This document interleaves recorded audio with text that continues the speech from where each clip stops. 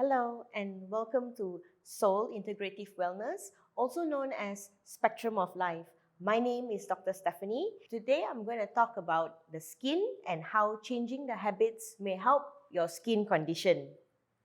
So, skin diseases such as acne, hives, psoriasis, eczema can often be associated with impairment of quality of life. Why does that happen? Is because our life depends on first impressions. And when we talk about the skin, we always link it to first impressions. Now, beyond the itch, these conditions can cause discomfort, embarrassment, frustration, and even pain to the sufferers. So, when we talk about the skin, first we need to understand that all bases of diseases stems out from inflammation. When we talk about skin inflammation, we need to know regarding the immune system because the immune system will trigger an immune response when triggered by a pathogen. What sort of pathogens are we talking about? It may be our food, it may be our lifestyle, it may be our gut health. So talking about gut health. Now we all know that absorption of nutrients happen from the small intestine, but what happens if you have an imbalance of the good and bad bacteria? Now, when you talk about gut health, it is often associated with the skin. So if you have an imbalance of good and bad bacteria, that is where you usually get skin flare-ups. So what sort of food is considered dangerous for your skin? Consuming too much of carbohydrates, sugars, and dairy may be the cause of your woes. Because when you take carbohydrates, when you take sugars, when you take dairy, it tends to clog up your sebaceous gland. And due to the hormones present in dairy products, you may have an overdrive and produce too much oil, leading to skin inflammation and developing acne. So how important is your diet for your skin? So if you're acne prone, consider replacing processed carbs, sugar with more plant-based protein as well as vegetables and whole grains. Besides taking dairy products, I would highly suggest taking more fermented food such as kefir or nattos. So the other point I need to stress upon is your digestive health. Besides having an imbalance of the good and bad bacteria, did you know that constipation can also cause inflammation in the intestine? So a normal toilet habit should be done daily once. However, if you have mild constipation, maybe takes you 2-3 days to go toilet, that is already a sign of constipation. And constipation is linked to clogging toxins in the body, thus producing acne. Now, talking about constipation and inflammation, I would like to discuss a little bit more regarding leaky gut, which a lot of people are unaware of.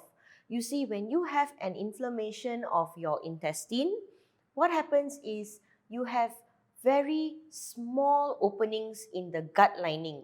Now, this is where bacteria, viruses, parasites, and even undigested food particles may enter into the bloodstream, causing systemic inflammation. And systemic inflammation is linked to skin diseases. So besides diet and gut health, I would like to talk about skin hygiene. Now, a lot of people use skin products which may contain a lot of chemicals. In the short run, of course, you will have fair skin, beautiful smooth skin, but do you realize how it would affect your skin in the long run? In this case, I would highly suggest to use a more natural approach to skincare. Try using papaya soap because it will exfoliate the skin and it already contains vitamin C, which is a well-known anti-inflammatory and antioxidant which will naturally whiten the skin. Besides that, I would highly suggest not to pop your pimples, because popping your pimples or even touching your face with dirty hands may introduce bacteria into the pores, thus worsening your acne breakout. The next point is exercise. Now, a lot of people don't realize that you actually need to exercise daily, about half an hour to 1 hour a day, because exercise is a natural detox.